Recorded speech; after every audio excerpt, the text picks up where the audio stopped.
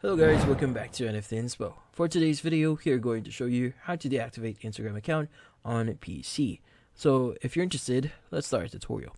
So the first thing that we need to do here is we need to open up any browser, go to the official website of Instagram, which is instagram.com. Now from here, we need to access our settings. So at the bottom left of your screen, look for the option that says more, go ahead and click on it. And from here, choose the option that says settings.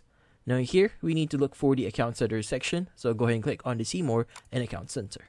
Now in here, what we need to do next is we need to access our personal details. So in the account settings section, go ahead and click on personal details. And from here, choose the option that says account ownership and control.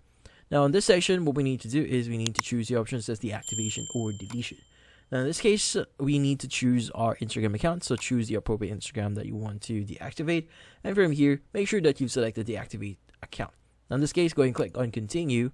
And once you hit on continue, it's going to ask you to enter your password here and click on continue to proceed on the deactivation process. In this case, if you want to reactivate your account just in case, you just need to enter your credentials that you have on the official website of Instagram or in the application or in the mobile app again for you to actually re-access or reactivate your account. But in this case, that's about it.